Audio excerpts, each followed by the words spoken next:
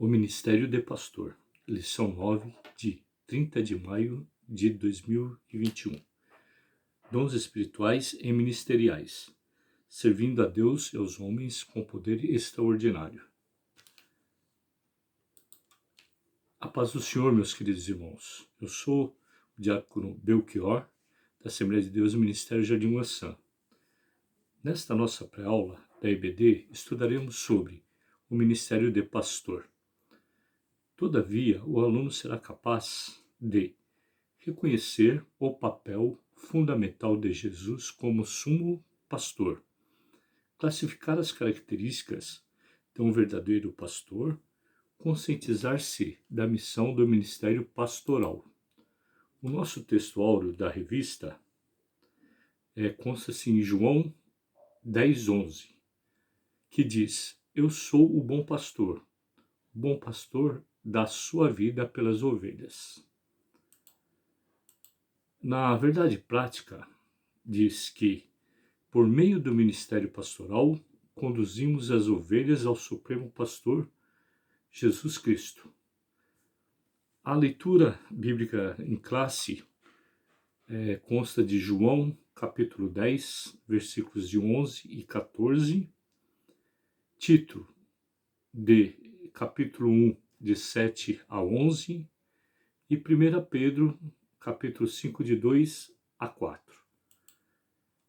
Uma pequena introdução que nós vamos fazer é que hoje ser pastor sempre foi uma tarefa muito árdua. Muitas são as demandas internas e externas da igreja local. Entre elas, o cuidado com as pessoas do rebanho, visita aos enfermos, questões relacionadas à administração eclesiástica e o constante desafio de se dedicar à oração, à pregação e ao ensino da palavra de Deus. O dia a dia pastoral é desafiador para quem é vocacionado por Deus para apacentar. Somente pela graça e amor do Pai é possível encarar tão grande responsabilidade. Por outro lado, uma liderança madura e servidora é imprescindível ao desenvolvimento da igreja local. Assim, a lição de hoje, que estudaremos, abordará esse importante ministério. No subitem, no item 1, mostra como Jesus, o sumo pastor. Jesus é o pastor supremo. A expressão grande pastor das ovelhas, que aparece em Hebreus 13:20, refere-se diretamente à sublimidade do Senhor Jesus como pastor no Novo Testamento, marcado pela humildade e despojamento da sua glória. Ele foi chamado grande em seu nascimento, Lucas capítulo 1, versículo 32. O adjetivo grande enfatiza o quanto o Nazareno é incomparável e mediador da nova aliança de Deus com os homens. Jesus Cristo é o supremo pastor em todos os aspectos. Ele venceu a morte e libertou o homem da prisão do pecado. O pastor conhece as suas ovelhas. Em João, capítulo 10, versículo 14, o adjetivo bom identifica Jesus como o pastor que, por amor, protege e cuida das ovelhas que lhe pertencem. Por isso ele é bom pastor. Tal expressão designa ainda a intimidade entre o sumo pastor e as suas ovelhas. Estas não ouvem a voz de outro pastor. O bondoso Salvador conhece a sua igreja por inteiro e se relaciona com cada membro. João, capítulo 10, versículos 5 e 15. O bom pastor dá vida pelas ovelhas. Uma das principais fontes da economia israelita era o trabalho pastoril. Os pastores cuidavam das ovelhas para delas obterem lucro diário. Esse é o contexto de que se valeu o Senhor Jesus para referir-se ao ensinamento contido.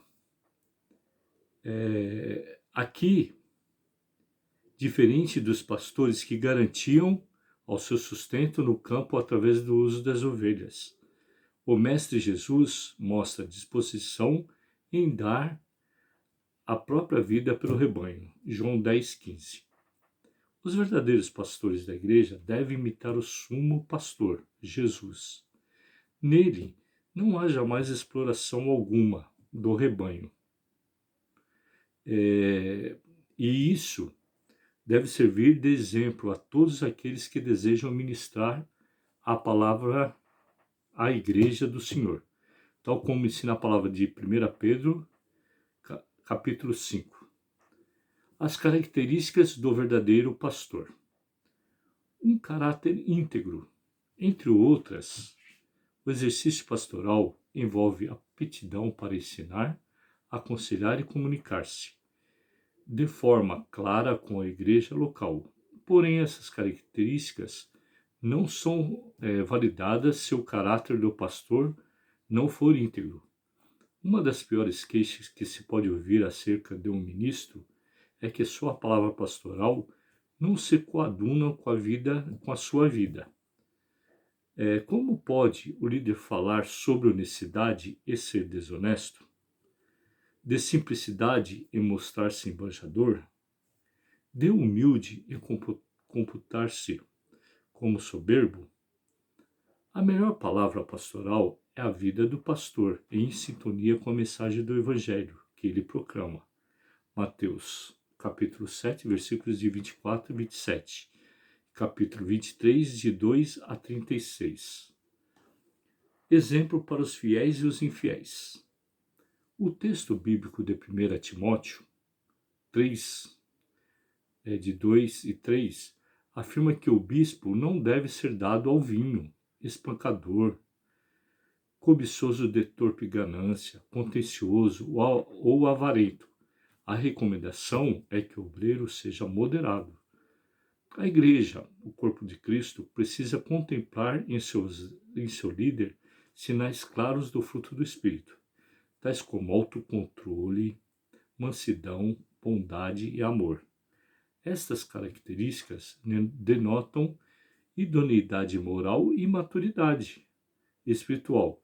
A mesma postura moral que o pastor atesta aos fiéis deve ser demonstrada igualmente aos fiéis. Exemplo para a família. Não podemos esquecer que antes de ser exemplo para a igreja local e como os de fora, o ministro do Evangelho, em primeiro lugar, deve ser exemplo para sua família, sua comunidade igreja, governar a própria casa com modéstia e equilíbrio, criando seus filhos com respeito. 1 Timóteo, capítulo 3, versículo 4. É o testemunho que toda a família cristã deseja experimentar na convivência sadia com o pastor que é esposo, pai e avô. Portanto, todo obreiro deve cuidar bem do seu lar, pois sem o devido respaldo deste, o seu ministério jamais terá credibilidade. Item 3. O ministério pastoral. A missão do pastor.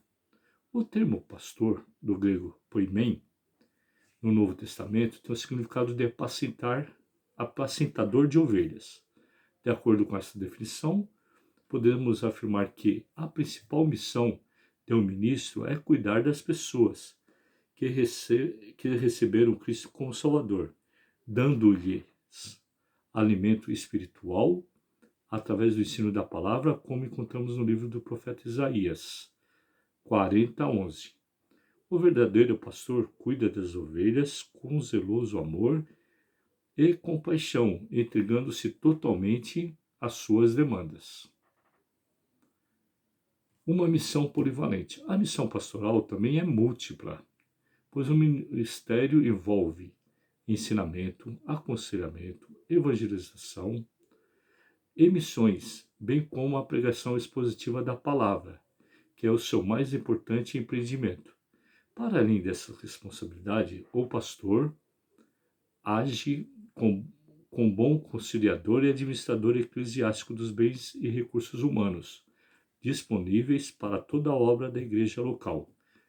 Está sob os seus cuidados a gestão eficiente e honesta dos bens materiais, patrimoniais e das finanças da igreja local, cuidado contra os falsos